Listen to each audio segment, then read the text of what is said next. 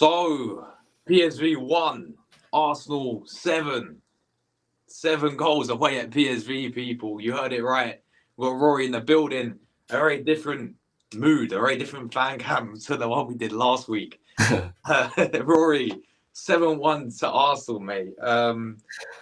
Wow. What are you saying after that, bro? Pray for Madrid, innit? Back to the title, mate, of this video. Thank you. That's it, fan cam done. Pray for Madrid, guys. In fact, no. Don't even give me Real Madrid in the quarterfinals. Give me them in the second leg. There's no point playing the second leg now because it's done. We could go tonight if we have to. But, in all seriousness, I am joking, by the way, before anyone gets triggered by it. In all seriousness, what a performance from everyone. From the manager to the players, everyone deserves a mention as, like, standouts, really. I think everyone put in a shift. I think, obviously, I'll go on to the players later on, but it's just so Arsenal-like to not score a single goal in your last 2 games, but score 7 in the following game against a PSV side who haven't lost at home all season. I did tell you in the podcast, by the way, on Monday, that we have a habit of beating teams in Europe away from home who haven't lost at home all season. I don't know what it is, but it's just an Arsenal thing. But yeah, 7 goals tonight. I mean, I cannot be prouder of the team, to be honest. And like, I get labelled negative. All of these, adjectives under the sun. But tonight, I think we've earned a right to celebrate this win, 100%. Yeah, bro, absolute facts. I mean, even with Arteta as well, like we saw him adapt, especially with the Skelly situation, mate. You know what I'm trying to say? Like, I think both of us said he got away with that one. But what did Arteta do? He saw it, he learnt from it, and he took him off, didn't he? Yeah. I think the changes in the second half, bringing on Ben White and Tierney, was the right choice as far as I'm concerned for Timber, and I think it was, who else came off? I can't remember the top of my head who else came off. I think it was Partey, if I'm not mistaken. But yeah, the subs were just spot on as far as I'm concerned. The lineup was spot on as far as I'm concerned. And yeah, from the off, we were just on it. And I said it on the watch line, I was like, right, you know what? It's actually been a decent start. And the fact PSV are playing so open, like we could score a couple here. I'll be very surprised if we do not score because, look, I now kind of clock why Premier League teams go low block against us. Yes. Because tonight was an absolute massacre. So, yeah, not much more that needs to be said about that. Yeah, you're right, bro. Like, but this is a thing as well. I think you made a point even before the game started, right? We have this weird thing of like, Sporting this season of 5-1, and then the Slavia Prague like in Europa League, we've done them. What is this thing of Arsenal like? Was just everyone coming into this game? We was all thinking, oh mate, this is gonna be rightly so. PSV unbeaten at home all season, people. Yeah. We was coming in here thinking, oh, this is gonna be a tough game. I'm not confident. Then we've got something 7-1 like we did to Sporting like this season as well, bro. Yeah, I mean, I think it's our biggest win, isn't it? In like our history in the Champions League. It's got to be in the history, yeah. I mean, we did Inter 5-1, but I don't think other than that, it's got to be the biggest. Yeah, our biggest away win, well, one of them anyway, is AC Milan, isn't it? Yes. That's just madness. And considering like we didn't have a striker, can you imagine if we did have a striker? Oh my days. Even like Watkins up front tonight, if we got mate. 14, bro. Like you see everyone scoring, and then on comes Raheem Sterling. I don't want to single him out tonight because like everyone was superb, but yeah, although we were already, I don't know, 6-1 up at the time when he came on, still can't beat his man, can't do anything, doesn't take shots. Like, it's just actually almost impressive how a 17-year-old in Ethan Manieri, like the golfing class between them two is just staggering. Like, that kid's a 17-year-old, whereas you look at Sterling, who's pretty much in his prime. Like, he's not 32, 33. He's in his prime now. Mm. And I'm looking at Winery and going, yeah, he's more exciting, bro, than Sterling. And I honestly don't know where his goal's going to come from. Obviously, he's lacking confidence, but yeah, another awful cameo when he came on. But still, I don't really want to single out anyone, as I mentioned earlier, because it was just a superb performance. I mean, real talk, like, this is a genuine question. Like, I know we joked about playing for Madrid at the start, but how far do you genuinely think we can go in this season in Champions League? Is it quarter-final minimum? Yeah, it's well, very likely. But what I will say is Real Madrid will play a similar way to how PSV played. So it could benefit us more. Hence, I think I'll prefer to play Real Madrid over Atletico. Yeah.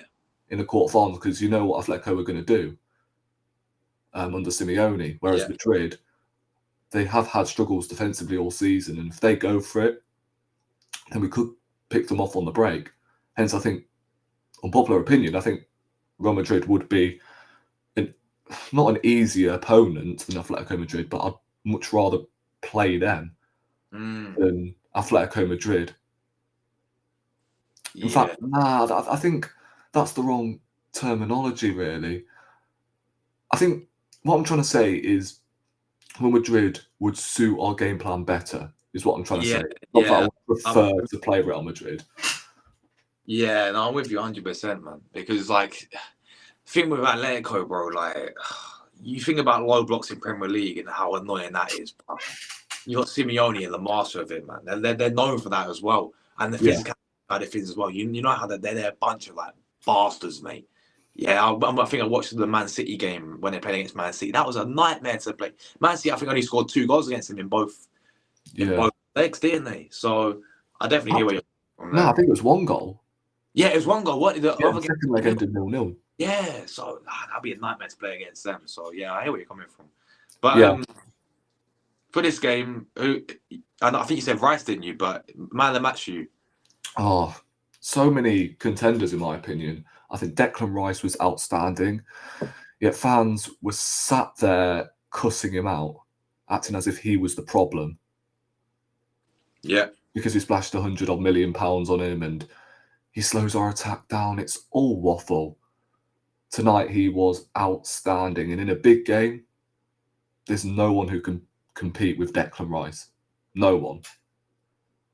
Because he always loves a big game. Like a feisty game as well. And I don't know if you saw his interview after the game, but he came out with, I think it was something along the lines of home game in the second leg. It's not done yet. But brother, your team just battered PSV 7-1, and he's out there saying Ty's not done. It's just, Funny, you still have to get the job done in the home leg. And you know what? I actually love that as well. Yeah. Because the guy's still not like satisfied, you know what I'm saying? Erdegaard came out in an interview and said he's not been good enough this season, which I completely agree with. I think first half he was really poor, but second half he was incredible. That pass, oh my days, incredible.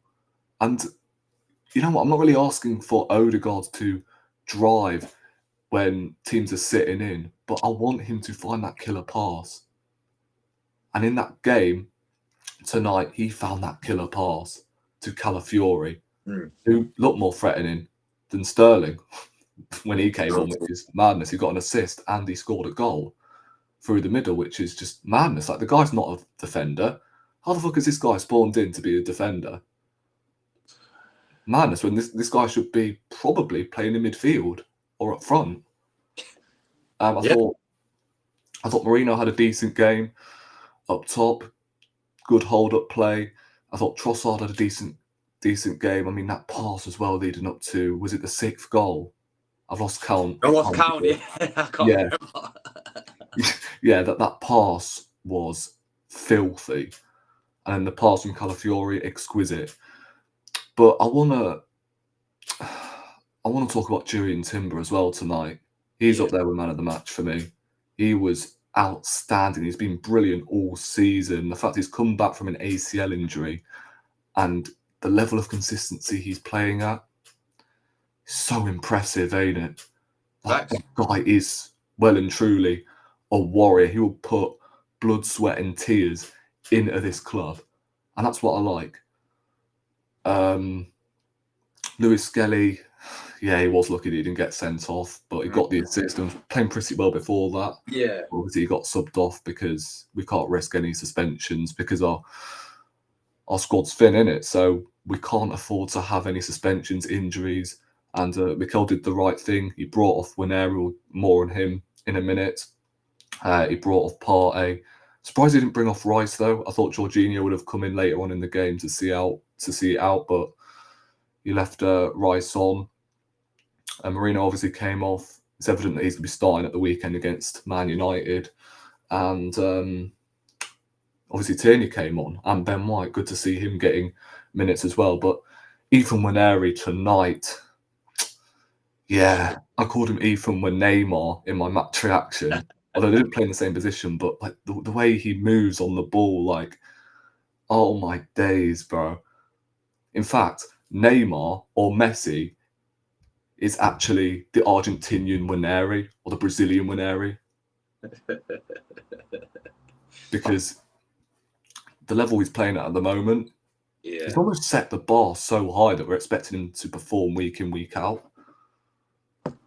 And I think, didn't he bag an assist, or was it just poor goalkeeping for Erdegaard's first goal in the second half? He might have got an assist and a goal, obviously. Yeah. And then obviously he scored. I think that's 2 goals and 2 starts for Nwaneri now. So he is so important to this team. And I keep saying, why don't we start Nwaneri and Erdegaard together? Erdegaard is the box midfielder and Nwaneri is the 10. Yeah. Why not? Fuck. Because there's no way he can drop Nwaneri once we have all of our players back from injury. There's no way. And the fact we could have Martinelli and Saka back for the quarterfinals, I think is a big plus. Not to say they're going to start or anything, but just to have them in the squad could be a huge boost. And I think, you know what, these last couple of days have actually brightened up the mood. You see Berta, who's set to become the new sporting director, which I think is a good appointment, and then we win 7-1. And I think that might have done the team a huge boost, I can't lie, with the whole sporting director situation. Because obviously most players must have been disappointed. Not saying every one of them, but most players must have been disappointed with that January transfer window. Yeah. And the moment they heard about the sporting director, they were like, oh, relief. So that might have been a sign on why, like, we've battered PSV tonight and why they were up for it. But of course, PSV were shocking defensive. Probably one of the worst defensive displays I've ever seen. Yeah, they From were a team poor. in the Champions League. They were genuinely awful. I think the 3rd goal was laughable, to say the least. But we'll take it 7-1 and we move on to Man United. Obviously, I would have loved us to keep a clean sheet tonight. 7-0 going into the Man United game to give them something to think about. So Yeah. I'm pleased, man. I don't really want to hear any positive, negative fans going at each other or you're in the mud, Just enjoy the win. Yeah, facts, bro, exactly, mate. None of this Nancy bollocks and all of this shit. Just let all fans enjoy this win tonight. 100%. That's what I asked for. Right, let's not just go at each other because others have different opinions. Let's just enjoy the win tonight because I'm pretty sure every Arsenal fan is buzzing with this. So I just had to Yeah, very well said, man. Very well said. Guys, thanks to everyone who watched. As always, get your thoughts in the comments down below. Make sure you subscribe to Rory's channel, and we'll catch you for Man United on Sunday, Old Trafford. We'll see you there. Big up, guys. What a win.